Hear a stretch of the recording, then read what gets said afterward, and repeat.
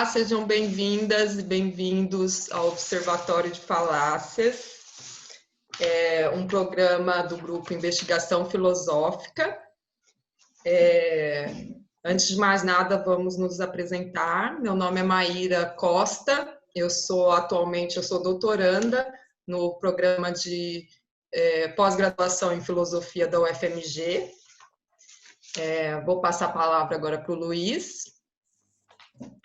Olá, eu sou o Luiz, sou professor assistente na Universidade de Colônia, na Alemanha. O nome do centro é Concept. É isso aí. A Dani agora, Daniela. Olá, pessoal. Meu nome é Daniela Soares. Atualmente eu sou doutoranda do programa de pós-graduação de Lógica e Metafísica da UFRJ. Eu trabalho com filosofia da matemática e metafísica. Meu nome é Amanda e eu sou a única que estou destoando, que eu estou na graduação ainda. E estou me decidindo ainda o que vai ser minha pesquisa, mas é basicamente filosofia da ciência e probabilidade. Bacana.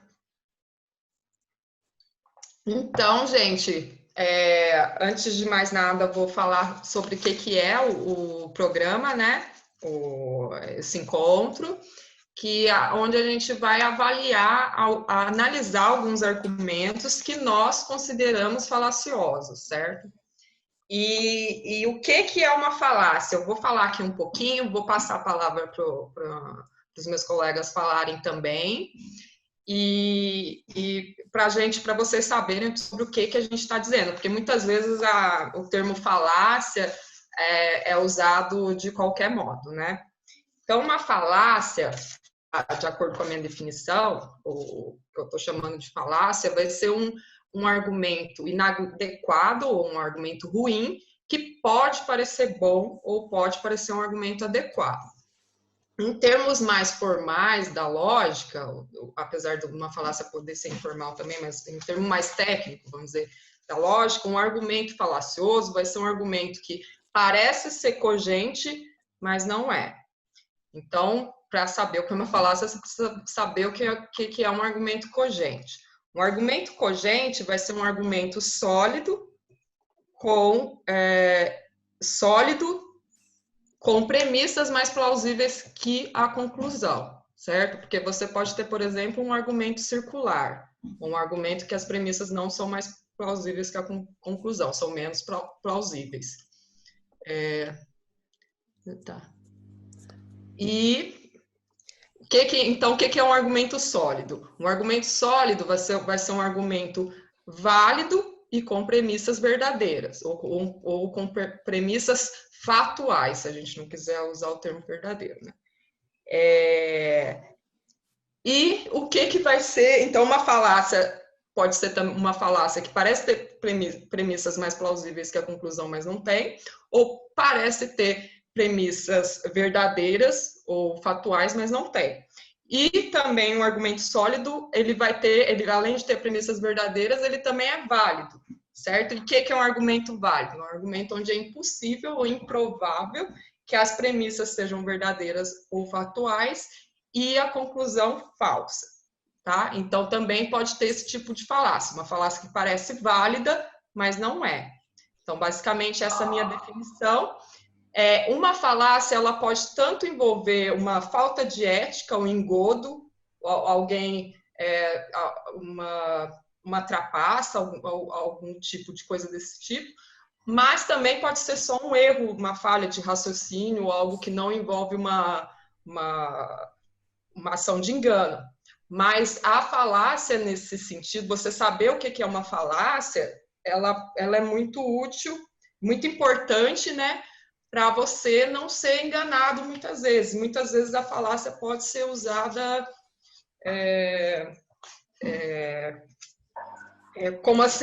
assim como uma pessoa que não sabe ler pode ser enganada mais facilmente, você não sabe identificar uma falácia, você também pode ser enganada mais facilmente. Então, por isso que também é muito importante na prática, no nosso dia a dia, né?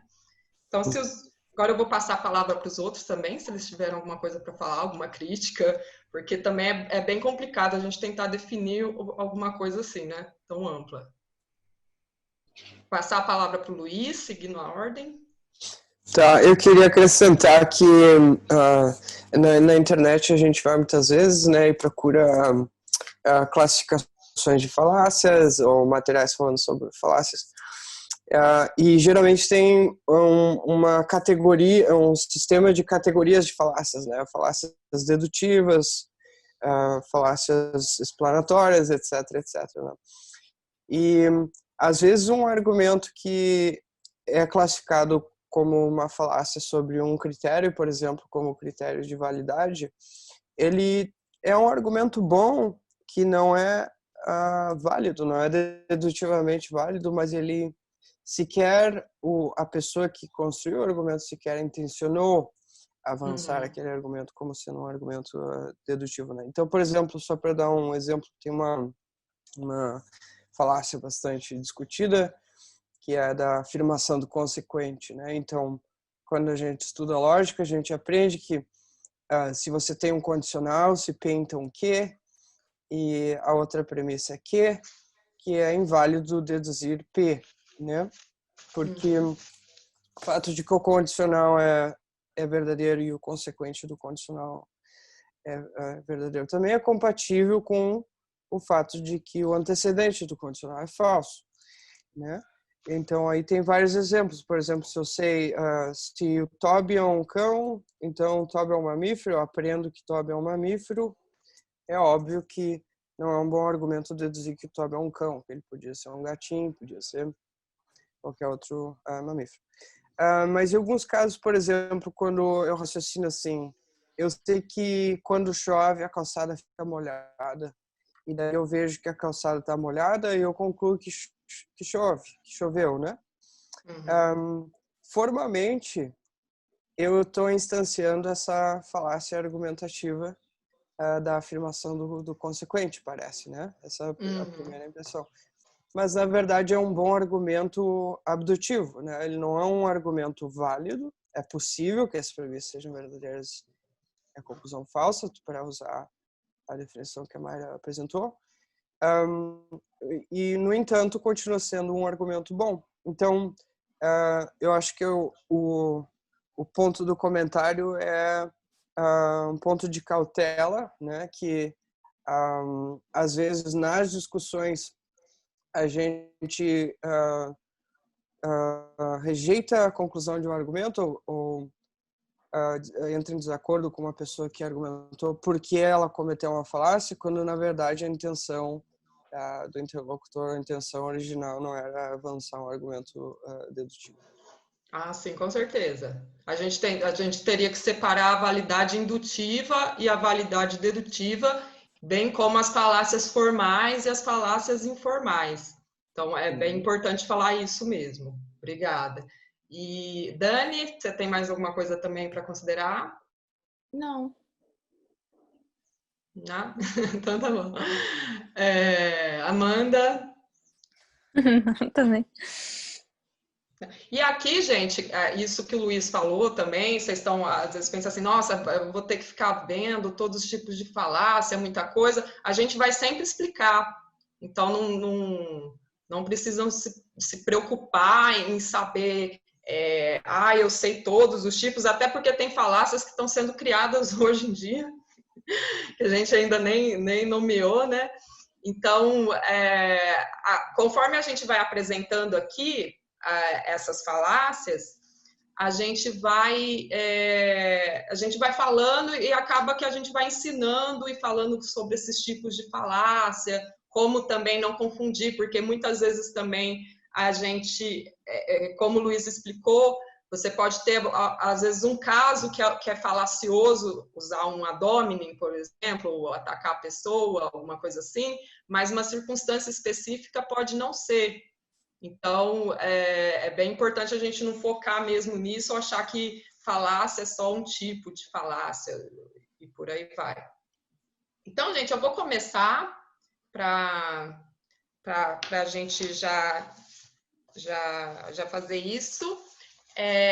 como que vai funcionar? Eu vou apresentar aqui, cada um vai apresentar uma falácia e depois passa a palavra para os outros, certo? E essa pessoa finaliza, porque, né? Geralmente a pessoa pode ter pesquisado mais. Então, vou dividir aqui minha tela, gente. Posso dividir, né? Aqui. A minha falácia é essa. Ok? Tá aparecendo, gente? Uhum. Então, vamos lá. Tá. Tentar ler sem óculos, mas vamos. Eu vou ler uma parte aqui, ela tem duas partes. Eu vou falar um pouco do contexto, né? Esse Marco Antônio Vilas, para vocês aparece a tela toda, né? Marco Antônio Villa, ele tinha feito algumas críticas num debate, eu acho que com Constantino, ao Weintraub, e ele falou que alguma coisa que o Vilas defendeu o Paulo Freire e disse que o Weintraub ele não tinha, que as críticas que ele fazia ao Paulo Freire só demonstravam que ele não tinha não estava preparado para ocupar o cargo que ele ocupa, né? Uma conversa assim. E além disso, esse Villa falou que o Weintraub estava envolvido num contrato ilegal no Ministério da Educação, certo? Então, o Villa falou isso, tá rolando um contrato ilegal durante a gestão do Weintraub. E aí, essa aqui foi a resposta do Weintraub. E aí, por isso que eu acho importante a gente entender que a falácia acaba tendo, não é às vezes só um argumento ruim, mas um argumento com força, porque quando eu procurei no Google, eu vi várias coisas assim, Weintraub detona Vilas. E era isso, o detonar dele. Era isso aqui. É um vídeo, né? Eu não vou colocar o vídeo, porque a gente nem merece, então vou ler mais a notícia. Então, aqui, o ministro da Educação, acho que eu vou ter que pôr para o lado aqui, senão não aparece para mim, gente. Não. O ministro, eu não consigo ler que aparece essas telinhas. Só pôr aqui, né? Pronto, agora eu consigo. O ministro da Educação, Abraham Weintraub, publicou nessa quinta-feira 2 vídeos atacando o jornalista Marco Antônio Villa, comentarista da Jovem Pan e colunista de Isto É. Na gravação, o ministro não cita diretamente o nome de Villa, mas o acusa de espalhar mentiras e o chama de boca de esgoto. Weintraub diz que o alvo de suas críticas foi demitido e recontratado da Jovem Pan, como ocorreu com Villa no ano passado, e cita uma frase dita por Villa após seu afastamento da rádio. O que você pode esperar de uma pessoa que ninguém quer sentar perto, fala do Weintraub, né? Dela. Todo mundo quer distância. Será que é só essa coisa carregada ou tem a fama de mau hálito também? Se for mau hálito, eu não vou lá enquanto ele estiver, afirma o ministro. Bem, aí vai toda a notícia, gente. Como eu quero focar nessa falácia aqui mesmo, ele até continua com mais. Deixa eu voltar aqui com vocês. Pronto. Mas é essa falácia aí. É uma falácia muito simples, eu estou falando que o pessoal da lógica já deve saber, então tá bem facinho. Só mais um comentário. Eu vi muita notícia, essa é uma falácia muito cometida pelo Weintraub. Muito, assim. Eu fiquei vendo, assim, agora ele sumiu, né, um pouco da mídia, mas eu vi umas 3, 4, todas as notícias que eu vi, assim, dele, pelo menos tinha esse tipo de falácia envolvida. Então, vou passar a palavra para vocês, começando... Eu vou mudar agora, Luiz, para cada um falar, senão sempre o Luiz vai falar. Depois, vou mandar para... Dani, quer falar primeiro, pode ser? Sim. Vai, Dani. Bom, me parece que essa é a falácia do ad hominem. Isso é, trata-se de atacar pessoalmente uma pessoa ao invés de atacar as ideias que ela está defendendo. Seria isso? Uhum. Seria. O meu foi muito fácil também, né? É bem quinta série esse, né, gente? Isso daí todo mundo que está assistindo já viveu. Você quer falar mais alguma coisa, Dani? Não. Você quer falar, Amanda? Eu acho que não, porque Tá assim, na cara. não, é porque acho que era essa que eu ia falar mesmo. Tipo assim, não tenho nem o que falar, só sentir, né? O que você fala? Porque até tá muito simples, né? Tem falácias que são mais elaboradas, né, gente? Mas essa tá simples. E você, Luiz, tem alguma coisa para falar? Sim, que talvez, se a gente fosse ser muito estrito com o uso da palavra, para ter uma falácia, teria que ter um argumento em primeiro lugar, né? Ah, sim, sim. Mas, E sim. eu não vi argumento na matéria, então... Mas acho que de uma maneira mais geral poderíamos chamar de um ataque ad hominem, né? Que é similar à falácia ad hominem. Mas sequer havia um argumento, sequer um argumento ruim, digamos assim. Sim. Você quer chegar ao nível de ser uma falácia porque você quer chegar ao nível de ser um argumento. Correto. Não, mas então, vamos até falar também para quem está assistindo. Para você ter um argumento, gente, não basta ter uma afirmação, você falar alguma coisa. Você precisa estar defendendo uma ideia com outras ideias, vamos dizer, que a gente chama premissas, aquilo que você está usando para defender, e conclusão, aquilo que você busca defender. Mas, apesar da pessoa não merecer, vamos tentar ter uma caridade argumentativa e colocar assim um contexto, porque assim tá implícito o seguinte argumento, assim, vamos ver o contexto geral. O Vila tá falando assim, você é criminoso, você não merecia estar você está participando de uma licitação criminosa, um acordo, né, tal. Então você não tem conhecimento suficiente para não estar no Ministério da Educação. Foi mais ou menos isso. E aí o argumento, que na verdade, como o Luiz falou, sequer chega a ser um argumento, ele só fez um ataque ad hominem, né? Mas assim, o argumento do Weintraub, que é um fugir do assunto também, fugir ao alvo, em vez de focar, ele simplesmente fala assim, não, ele está errado, eu não cometi crime, porque está no contexto do crime, mas para baixo na reportagem ele vai tentar resolver, tá, gente?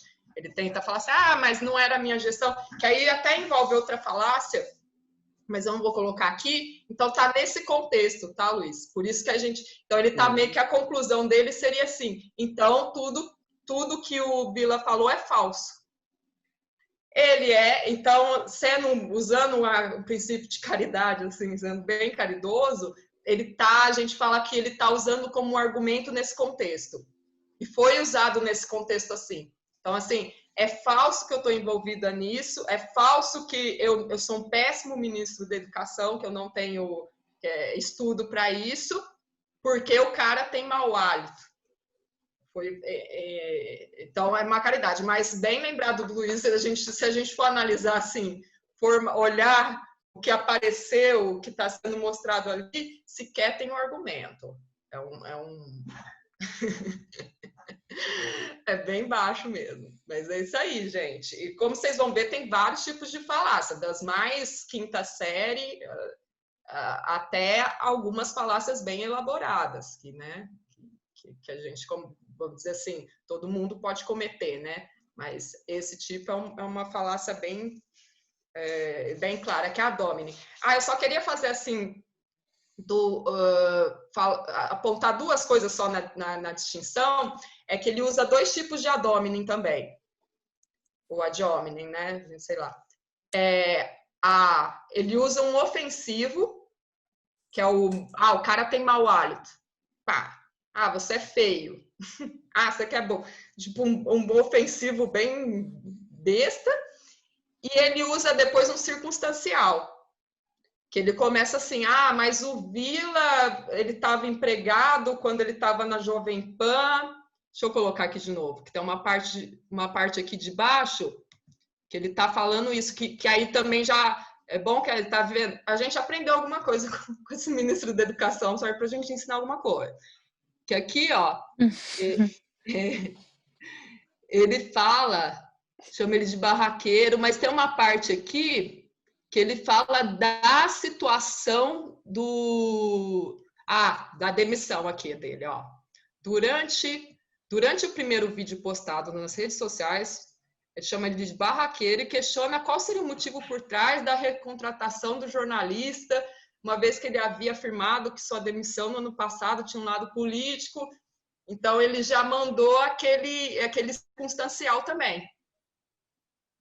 Querendo falar assim, olha, foi um ad hominem ofensivo e depois foi um ad hominem circunstancial para querer desmoralizar ou colocar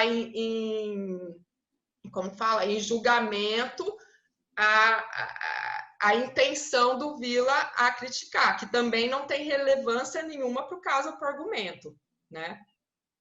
O Vila podia estar, pelo menos assim, o que ele citou, não, porque ele tinha sido demitido da Jovem Pan, não tem nenhuma relação com o ministro estar envolvido numa licitação criminosa ou não, né? Então, basicamente isso. Alguém quer falar mais alguma coisa? Deixa eu tirar a tela. Pode deixar a tela, mas eu só ia comentar que nessas passagens, a terceira e a quarta, ele está fazendo um monte de coisa ali, né? Sim. E uma delas é desqualificar a autoridade ou poder assertivo do Vila, né?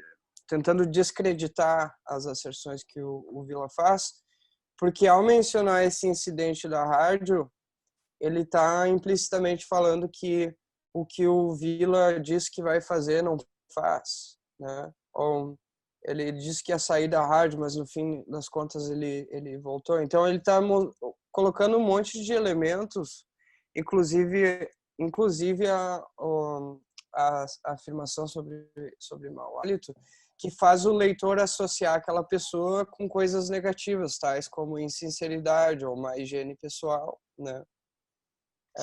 De tal modo que as asserções que aquela pessoa faz passam a se tornar menos críveis, né? Sim. Acho que é isso, gente. Vamos passar para a próxima? Pode ser você, Luiz? Pode. Então vamos. Só que a minha não tem um nome nas categorias. É uma coisa que acontece bastante frequentemente. Para se qualificar como uma falácia, daí a gente o faz usando o que se chama lógica modal, né? E lógica modal é uma lógica que se ocupa das chamadas modalidades, como necessidade e possibilidade, que são operadores cujos valores de verdade não dependem estritamente dos valores de verdade das sentenças que eles contêm, né? E no caso que eu vou mencionar, as modalidades são modalidades deônticas, elas têm a ver com permissão e obrigação, né?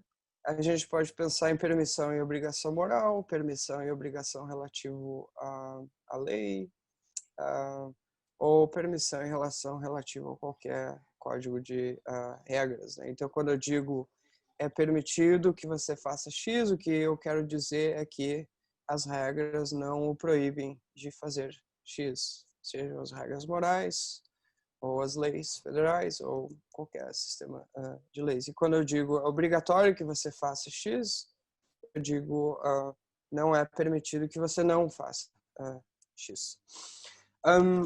E a falácia em questão, e ela acontece em contextos relativamente ordinários e cotidianos, quando eu aponto o erro de alguma pessoa, no ato de alguma pessoa, né? Então, por exemplo, eu digo para a Mayra, você não está separando lixo, isso aí não é legal, né?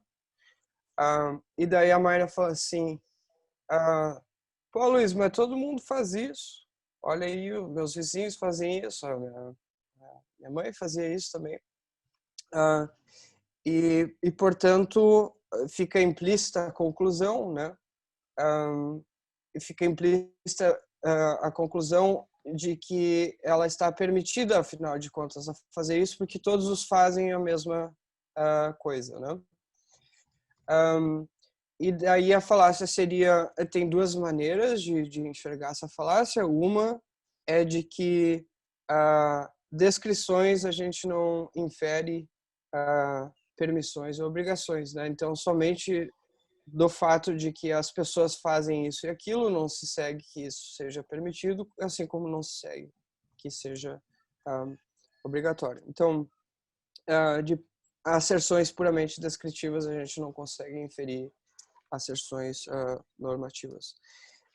Mas uma segunda maneira de enxergar é assim, a primeira premissa é o meu vizinho não separa o lixo e isso não é permitido.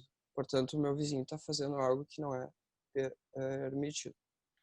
Então, a pessoa que faz a falácia concede que o que o vizinho está fazendo não é permitido. Mas, como não é só ele que está fazendo, ela infere que, no que diz respeito a ela está permitida a não separar o lixo, por exemplo, né? Então, nas premissas está contido que o vizinho não é permitido a separar o lixo, a tia não é permitida a separar o lixo, mas conclui, no entanto, que ela é permitida a separar o lixo exatamente porque todas as pessoas no seu entorno cultural ou social realizam aquele ato. E eu não sei se tem um nome para essa falácia, né? A forma lógica dela seria: não é permitido que P, né? Não é permitido que A faça X, não é permitido que B faça X, não é permitido que C faça X, mas A, B e C fazem todos X, portanto é permitido para mim fazer X. Entendi. Pode passar a palavra? Uhum.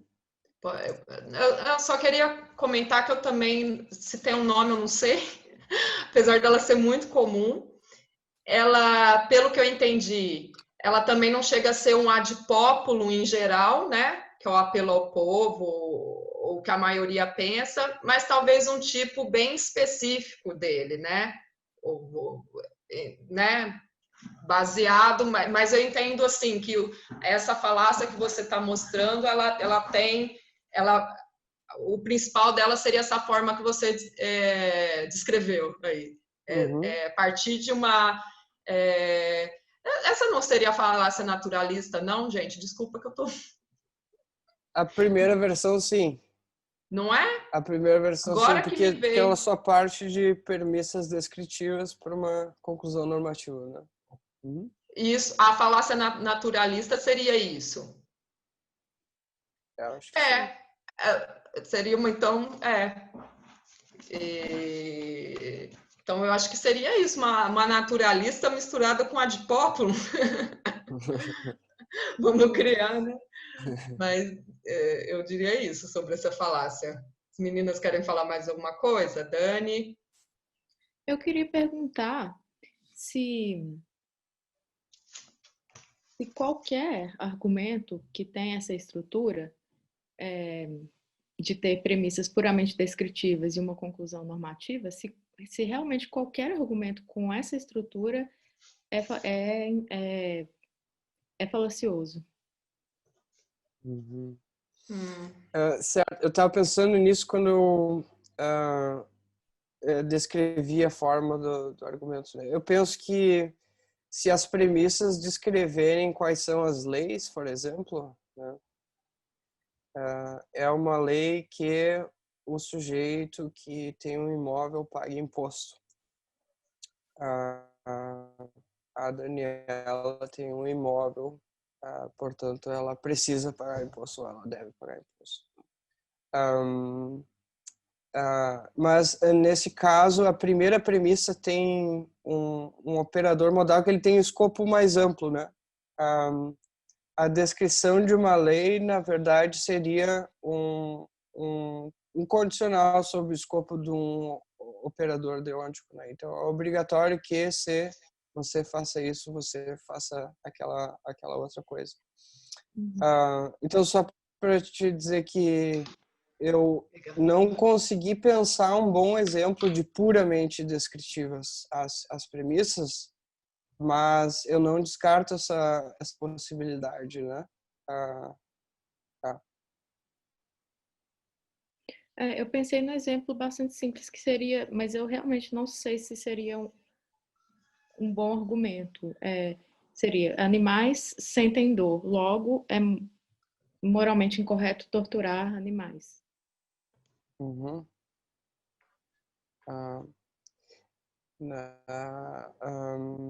Não tem a premissa escondida que... Bom, tem a premissa escondida que não é permitido causar dor.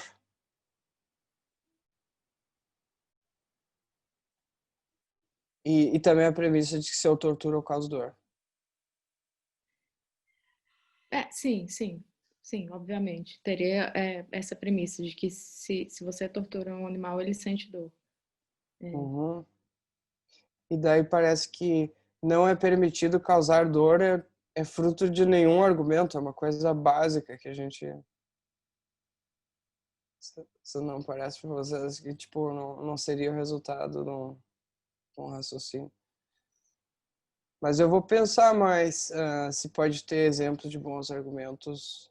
Talvez o teu mesmo possa funcionar. Sim. Okay. Amanda, quer falar alguma coisa? Não, acho que não. Então tá. Vamos passar para a Dani, então, Dani? Ok. Eu escolhi um trecho de um artigo do Roger Scruton, publicado em um jornal chamado The Telegraph. O artigo foi publicado há muito tempo, em 2007. Então, assim, o que eu fiz foi retirar trechos desse artigo e eu tentei formalizar o argumento. E eu acho que o argumento é uma falácia. E aí, assim, eu vou tentar apresentar.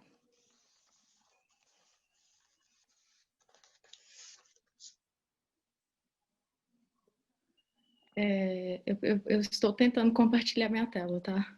Pode ficar tranquila. Deixa eu ver se eu consigo fazer alguma coisa. Se você puder me ajudar, Amanda. Peraí.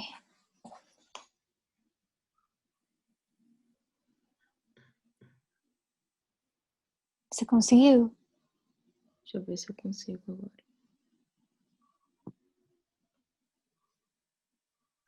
Sim, agora eu consigo.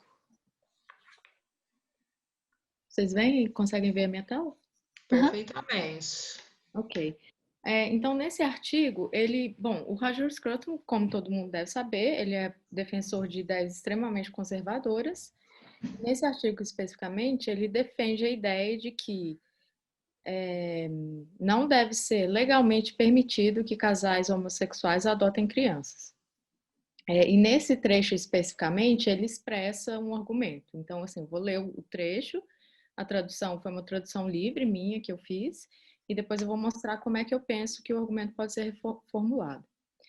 O propósito da adoção não é gratificar os pais adotivos, mas sim ajudar a criança. E dado que, na visão religiosa, a única ajuda que pode ser oferecida é o provimento de uma família genuína, excluir casais gays não é um ato de discriminação, mais do que o é excluir uniões incestuosas ou comunas promíscuas de swingers. Nossa. Assim, esse é o argumento. É até ruim rir, né? E eu formalizei... Sabe, você ri, você chora. Pois eu acho que é um argumento com 3 premissas e uma conclusão, cuja primeira premissa é: o propósito da adoção não é gratificar os pais adotivos, mas sim ajudar a criança. Se o propósito da adoção não é gratificar os pais adotivos, mas sim ajudar a criança, então a única ajuda que pode ser oferecida é o provimento de uma família genuína. Se a única ajuda que pode ser oferecida é o provimento de uma família genuína, então excluir casais gays não é um ato de discriminação, mais do que o é excluir uniões incestuosas ou comunas promíscuas de swingers. Logo, se o propósito da adoção não é gratificar os pais adotivos, mas sim ajudar a criança, então excluir casais gays não é um ato de discriminação, mais do que o é excluir uniões incestuosas ou comunas promíscuas de swingers. Essa seria a estrutura do argumento. Nossa. Peraí que meus cachorros estão dando pau. Você acabou de falar o argumento, Dani? Sim, o argumento é esse. E eu acho que é um tipo bastante específico de falácia. É uma falácia informal, assim. Porque formalmente o argumento é válido. Posso falar? Quer falar, Amanda? Não, pode falar. Pode falar? Eu vou falar. Não, eu não sei qual que é específico, mas me parece ter uma falsa analogia de cara. Pelo menos, mas eu realmente não vi mais, mas me parece que já tem um salto aqui, uma falsa analogia. Já de comparar incesto com uma adoção, ou uma generalização, enfim. Para mim está parecendo isso, né? Que o salto falacioso aqui é que ele coloca a família, construir, né? Ajudar uma criança é colocar ela dentro de uma família genuína, certo? Logo, qualquer coisa que estaria fora dessa família genuína estaria excluída. Isso inclui uma adoção gay, incesto, tudo isso, então, tem essa falsa analogia entre incesto, tudo que não seria a família tradicional, né? E já considerando que uma família, um pai gay, não seria uma família genuína, né? Eu vejo aí, me parece que o pulo falacioso está aí. Você quer comentar ou passa para o Luiz? Pode passar, depois eu comento. Acho melhor, depois você coloca que você pesquisou mais. Pode ir, Luiz. Eu não concordo com a Mayra, acho que também parecia usar implicitamente a premissa de que casais gays não constituem uma família genuína. E eu concordo com a Daniela também que formalmente o argumento é válido, né? Na segunda premissa a gente tem, tipo, a primeira premissa é tipo P, né? A gente pode enxugar tudo aquilo ali num P. Daí aquele P é o antecedente do próximo condicional. Se P, então Q. E o outro se Q, então é. A conclusão se P, então é. Isso, então exatamente. formalmente está válido, não? Amanda? Eu acho que eu concordo com eles. Acho que não sei o que eu posso somar mais. Acho que é isso mesmo. Ok. Sim, eu concordo com a Maíra e com o Luiz de que existe uma falsa, a terceira premissa especificamente faz uma falsa analogia, uma falsa analogia entre o estilo de vida de um casal homossexual e o estilo de vida de uma família incestuosa ou promíscua. Essas duas coisas não são comparáveis.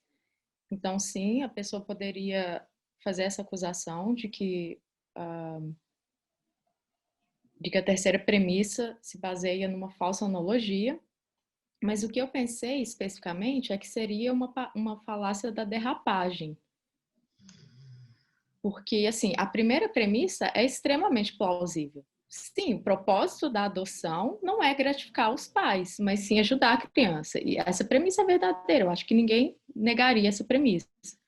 Quer dizer, pode haver uma circunstância em que, sim, o casal, o propósito do casal é adotar uma criança por outras razões, mas, assim, de forma geral, isso é plausível. O propósito de uma adoção não é gratificar os pais, mas sim ajudar a criança. Segunda premissa, também é plausível. Se o propósito da adoção não é gratificar os pais, e sim ajudar a criança, então a única ajuda que pode ser oferecida é o provimento de uma família genuína. Claro que família genuína não significa família formada por homem e mulher.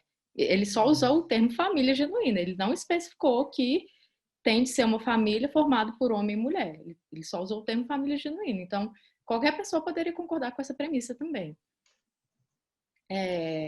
Já a possibilidade da terceira premissa é muito baixa. Então, parece que assim, porque as falácias da derrapagem, elas tipicamente começam assim, com uma premissa extremamente plausível, a segunda premissa plausível, mas nem tanto, a terceira premissa já muito pouco plausível. Então, eu acho que seria uma falácia desse tipo, porque assim, as duas premissas são extremamente plausíveis e a terceira premissa é extremamente implausível. Muito bom, adorei. Muito claro e exatamente. E é interessante você notar como ele faz isso. Ele vai baixando, né? Porque se ele começasse com a primeira premissa, a gente já começa com a mais controversa, né? Então já deixa isso mais descarado. Então, essa característica da falácia da derrapagem, muito bom. E eu achei bem legal você trazer, porque a gente sempre aprende muito derrapagem nos cursos de lógica, eu falo dela, e muito difícil achar exemplo.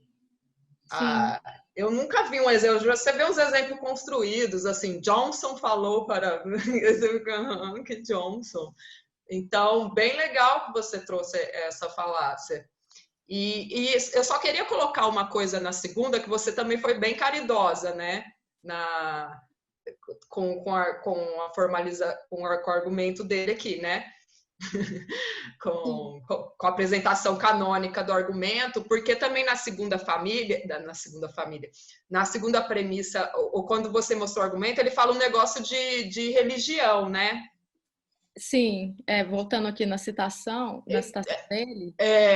Ele tem uma coisa aqui também que e dado que na visão religiosa, então ele já está pressupondo a família genuína de acordo com a visão religiosa, né? Que já é controverso, porque aí a gente também coloca a premissa de que na visão religiosa, família é constituída por homem, mulher e menino.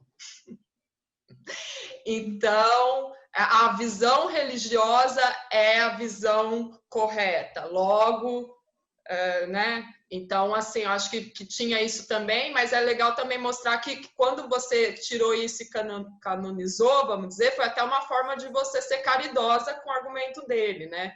A gente também podia colocar isso em xeque desde o início. Mas vamos supor, como você colocou, que realmente é uma família genuína. E o uso de família, ele é forte.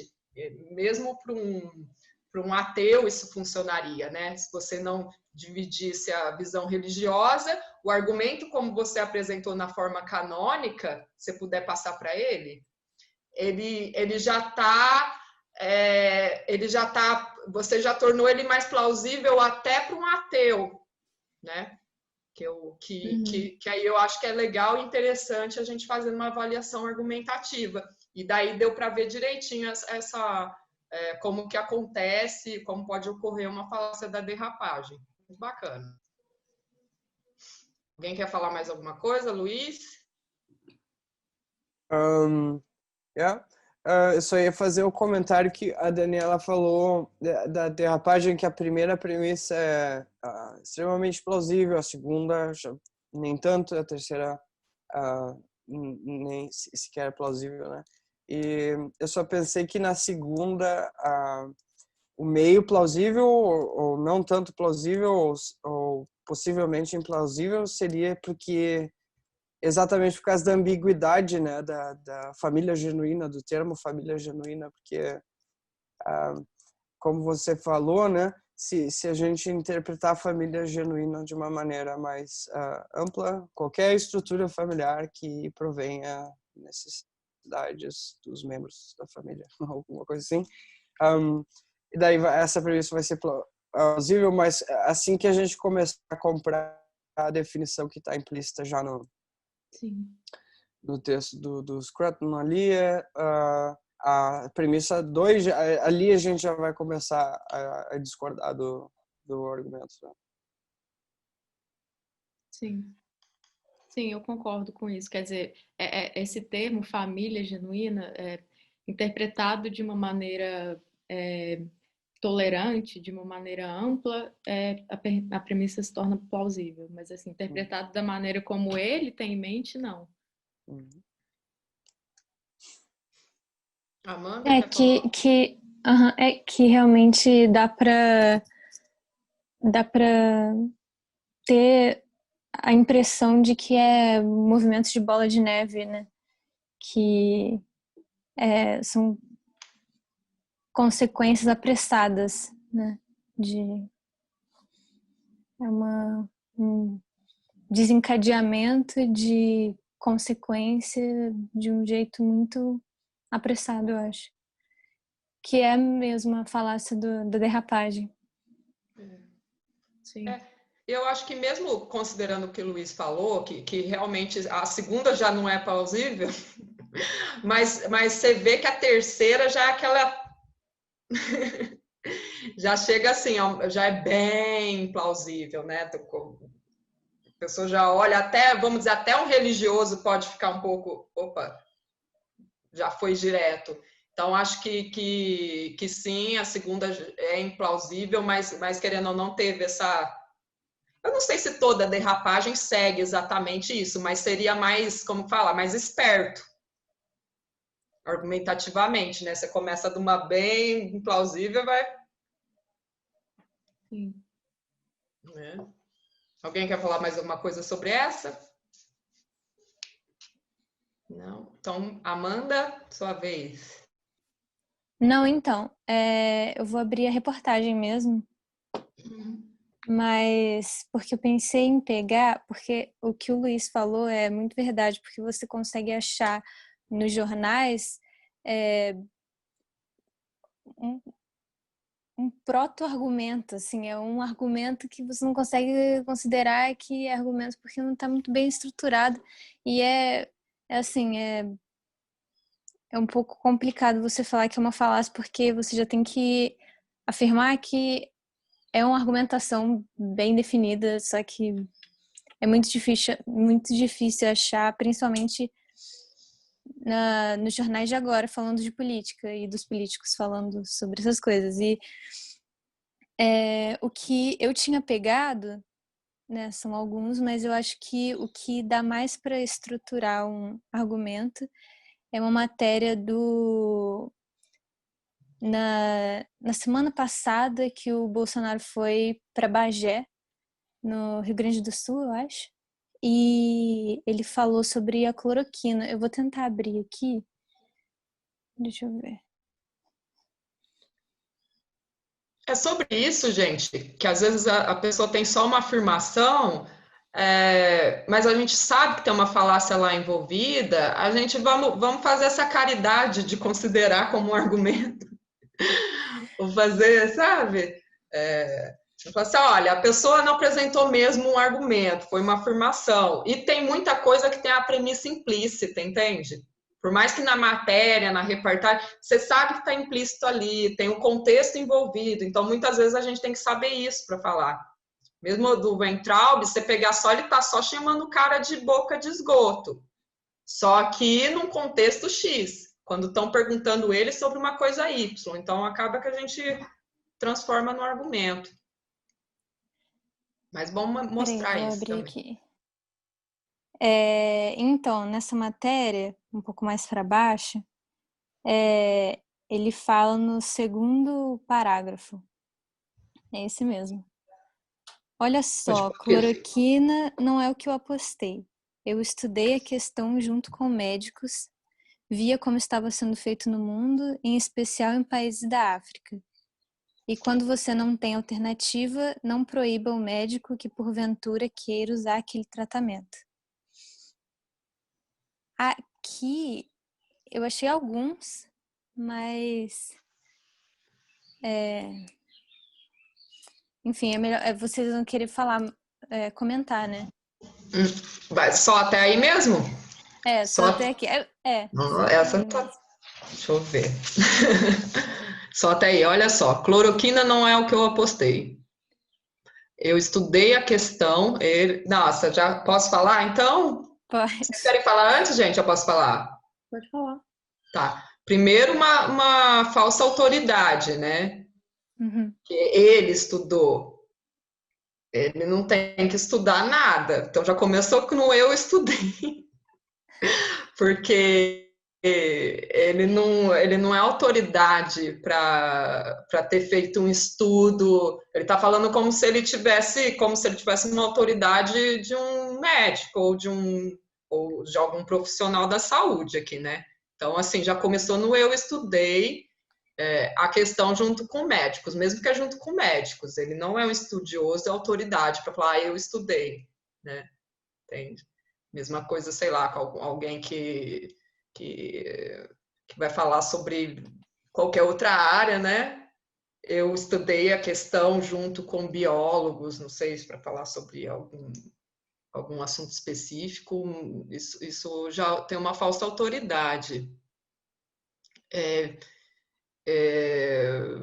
Como aqui também via como estava sendo feito no mundo, em especial em países da África. Essa daí também tem um nome, né, que é um tipo indutivo, não sei, depois você fala o nome certo, mas é a amostra, eu acho que é a amostra, você não tem uma amostra suficiente, né? Tipo assim, mesmo vamos supor aqui que o cara estudou, que ele tivesse essa autoridade, então, em especial em países da América, como está sendo feito no mundo, em especial em países da África. Ele não foi muito claro.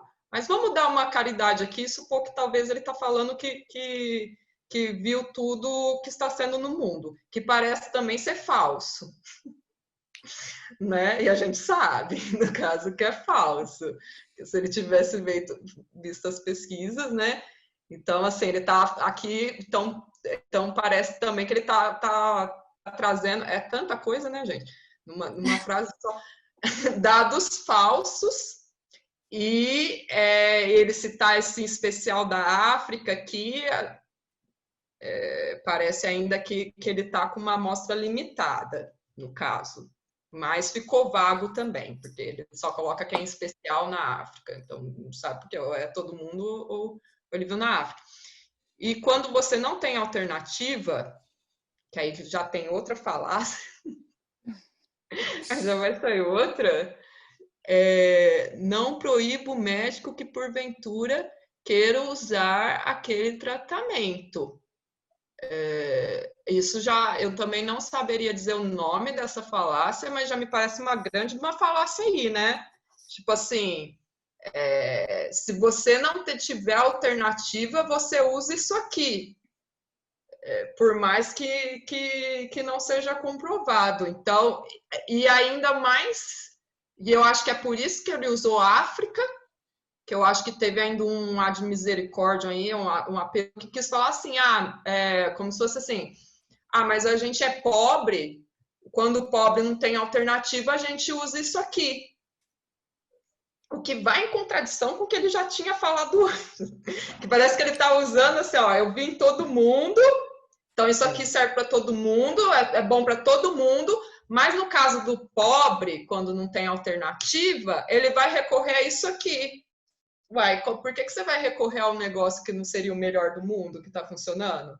Então, assim, nossa, isso chega a ser, assim, medonho, né? Porque, como se falasse isso, assim, já que na África vamos colocar aqui no Brasil, ou uma pessoa pobre, ou uma pessoa sem condição, ela não teria acesso a um medicamento realmente que cure ou que faça alguma coisa, um tratamento adequado. Então, se não tiver alternativa, você dá essa cloroquina aqui para o pobre. Então, assim, não sei o nome disso, mas eu sei que é bem esquisito. Você quer comentar ou alguém mais quer comentar antes? Acho melhor alguém mais comentar, vocês sabem. Não, tô curioso para ver o resto. Você, Dani? Eu acho que, assim, seria isso mesmo, autoridade deslocada, ele não tem autoridade para afirmar que um determinado medicamento é adequado ou não, porque mesmo que ele tenha estudado, ele não tem informação adequada para isso. Então, assim, argumentar a favor da ideia de que a cloroquina é aceitável, o uso de cloroquina é aceitável porque ele estudou, não é adequado. Não. Alguém vai querer comentar mais alguma coisa? Nada a declarar. Então, eu identifiquei a mesma coisa, assim, que é esse pela autoridade falsa. E eu até queria perguntar para vocês o que vocês acham disso. Porque, assim, esse parágrafo é bem grande e dá para achar várias falácias diferentes. Eu só peguei, assim, as primeiras linhas e a gente já consegue identificar alguns, assim. E eu achei que a parte que ele fala quando você não tem alternativa, não proíba o médico que porventura queira usar aquele tratamento. Eu acho que, assim, né, eu cheguei a essa conclusão de que parece ser uma conclusão irrelevante, porque se a gente pensar de um jeito um pouco mais formalizado, seria: se você não tem alternativa, então não proíba o médico que porventura queira usar aquele tratamento. Então eu achei que não se seguiria, né? Mas não sei, o que vocês acham? Se você não tem alternativa, o médico não pode ser proibido de usar aquilo. Eu acho que cai nisso também. O que é Porque absurdo, né? Porque é para isso que existe controle, né? Se eu tenho um medicamento que, sei lá, ele tira a cefaleia, mas dá hemorragia interna, e é o único medicamento que eu tenho para dor de cabeça, óbvio que eu não vou deixar a comunidade médica a receitar esse remédio, né? exato. Ou se a gente colocar, colocando qualquer, a gente pode para as pessoas entenderem o que seria isso que a Amanda falou, da conclusão irrelevante, a gente pode colocar um caso mais grave, né? Tipo assim, vamos supor que numa comunidade pobre e não tem outra alternativa, sei lá, esse médico não viu outra alternativa porque não tinha que recorrer, a pessoa vai lá e, sei lá, corta a perna de alguém, sabe? E a gente não poderia proibir ele. Ou mais forte ainda, né, numa comunidade, né? Por mais que não tenha alternativa, você usar algo que é inseguro porque não tem mais nada para usar, ou que você não tem segurança, isso é diferente, por exemplo, de ter que amputar, por exemplo, a perna de alguém, gente, quando é a única alternativa. No caso da cloroquina aqui, ou disso, ele está falando que é uma coisa que sequer tem comprovação, né? Ou assim, dado que não tem alternativa, a gente vai usar isso daqui porque é o que tem. Mesmo que não tenha toda essa comprovação. Então, eu acho que entra nisso mesmo que a Amanda falou. Não sei se ajudou ou não também. Dani, você quer falar alguma coisa? Não, não. Eu achei nessa mesma reportagem, assim, que essa reportagem parece que o foco dela parece ser um pouco mais nisso do que esse que a gente comentou, esse trecho, que é o que ele fala depois, que é, o pessoal fala, não tem comprovação científica. Todos nós sabemos que não tem comprovação científica. Agora não tem ninguém cientificamente dizendo que não faz efeito. É o que tem, então vamos usar. Ora.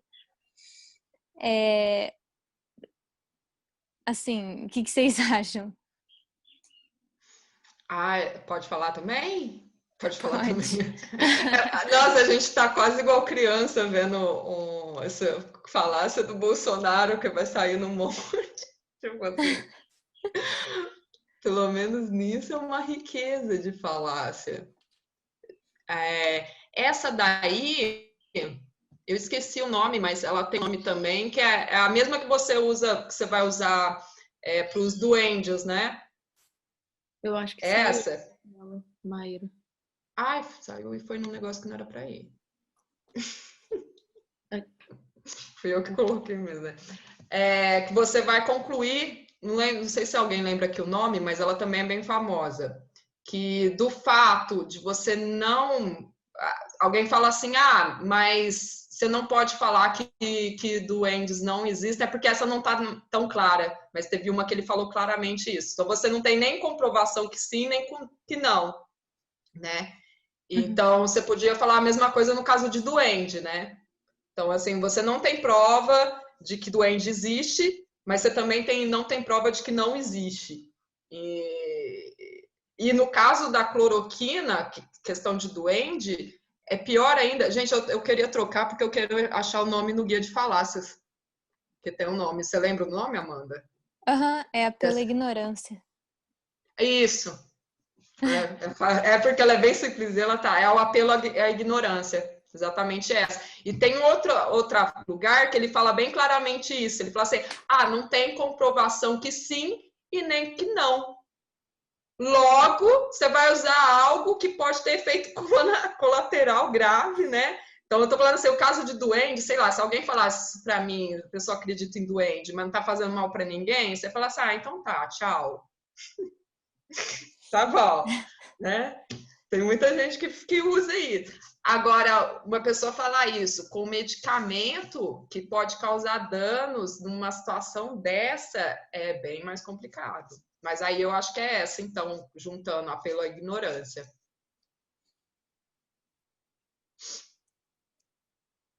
Luiz, quer falar alguma coisa?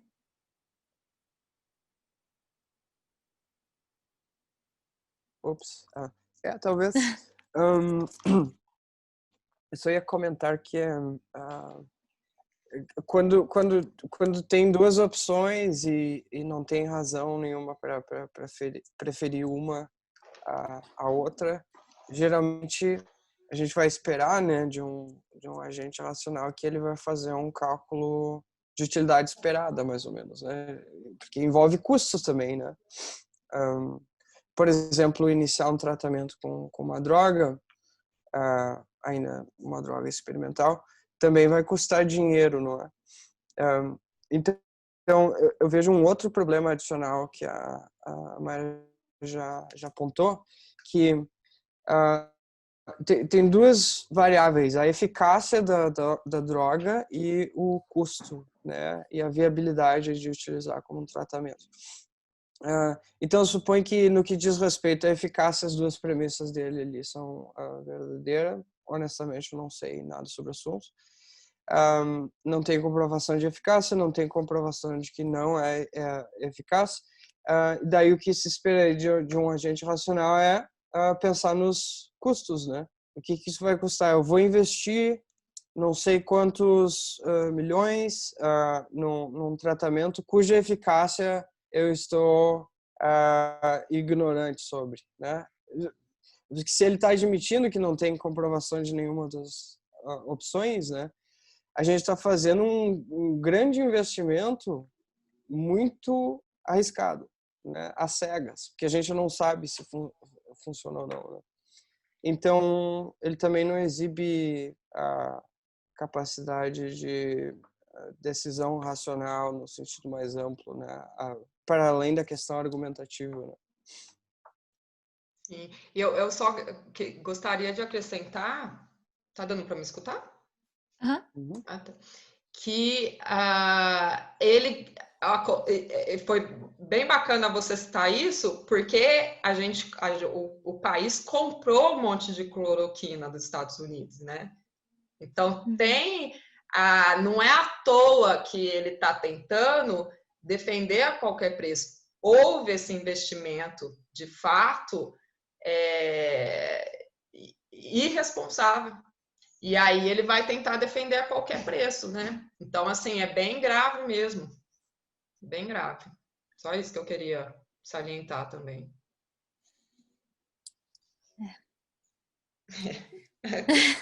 Com esse ar de tristeza. Mas é isso aí mesmo. Tem o resto da reportagem que tem como achar também. Eu achei um outro trecho que é não causa por causa, que é ele meio que agradecendo a cloroquina, que ele estava bom. Nossa. E ele fala no trecho: agradeço primeiro a Deus, depois o medicamento, a cloroquina. Nossa. Eu tomei num dia, no outro já estava bom. Poxa. Lá embaixo? Aqui, acho que sim. Sim, acho que... deve estar por aqui. Acabou aqui. Tá. Sim. O médico falou que, a princípio, o último parágrafo. Sim. Dá pra gente fazer só um especial cloroquina. Sim, aí assim, eu achei que se encaixaria, né, o não causa por causa, porque você fala que a causa de ter melhorado é a cloroquina, mas não é, né, no caso. Mas... Sim, o depois disso, por causa disso, né? Isso. O pós-hoc, ergo propter hoc. Gastando o nosso latim mal pronunciado. Eu até fui ver como pronunciava, mas eu acho que não dá para saber direito. Aquela coisa. Mas seria o depois disso por causa disso, né? Porque uma correlação temporal, uma causa seguindo um efeito, um evento se seguir do outro, não se segue que um seja a causa do outro, né? Então, esse que é o tipo de falácia que a Amanda está falando, né, Amanda? Uhum. Correlação não implica em causalidade, em causação.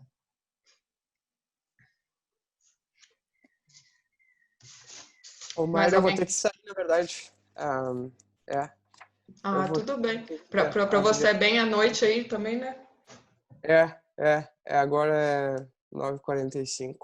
A gente vai terminar também daqui a pouco, eu só vou lançar o desafio. Então, obrigada por participar, Luiz. Tá. Até a próxima. Eu só queria fazer, antes de ir embora, que de repente, isso é um piloto que a gente está fazendo, Isso, né? É um piloto. Eu vou colocar até como piloto, né?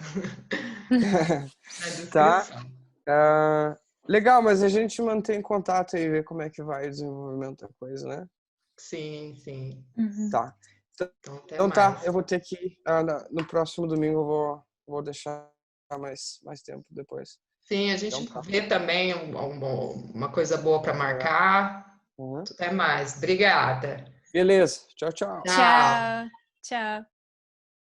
Então, gente, a gente também terminou também, né? Você tem mais alguma coisa para falar, Amanda? Não. Desse festival de falar.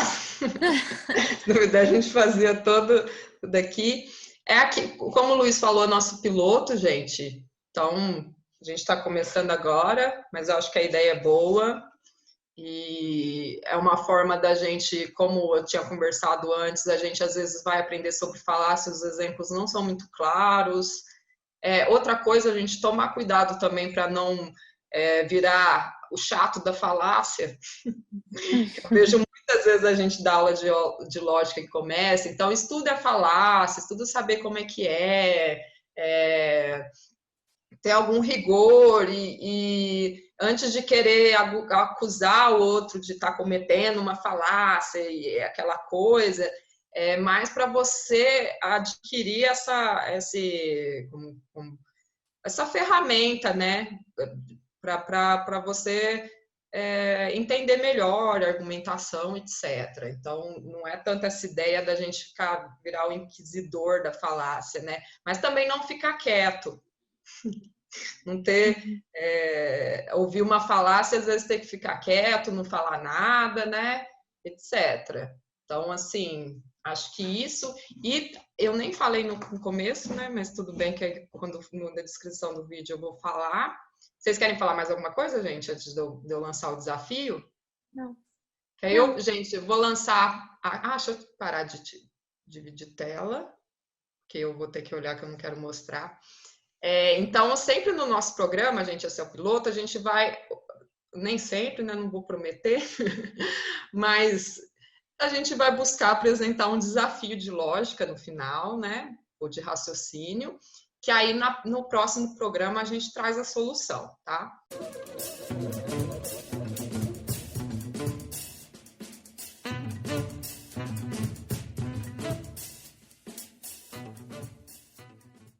Então, eu vou fazer vou lançar o desafio aqui, vou ler para vocês.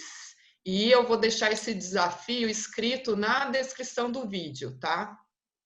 Então, é assim. Então, desafio da investigação. Vai estar na descrição. Quem ouvir agora não entender, é só ler na descrição. Na Rua dos Espiões, há 3 prédios. Em cada um deles vive um espião diferente.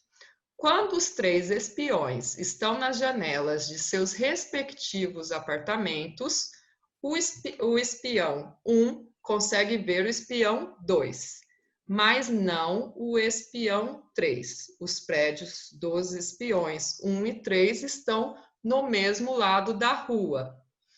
O espião 2 consegue ver ambos, espiões 1 e 3. Por sua vez, também o espião 3 consegue ver apenas o espião 2. Neste momento, os 3 espiões estão nas janelas de seus respectivos apartamentos, monitorando suas atividades. O espião 1 usa um binóculo, enquanto que o espião 3 está a espiar a olho nu, sem binóculo, ponto. Agora responda a seguinte pergunta. Há um espião de binóculo observando um espião sem binóculos? Apresente seu raciocínio. Binóculos, tá, gente? Desculpa. Apresente seu raciocínio. Eu vou colocar, tá, gente, que eu acredito que todo mundo está escutando agora, né? Não entendeu nada. Mas aí vai estar, vou colocar escrito na descrição. Então, se você souber resolver esse desafio, comente. Se você souber tiver alguma ideia de falácia, quiser que a gente traz aqui, se você discordar da gente, se tiver alguma coisa para acrescentar, comenta aqui.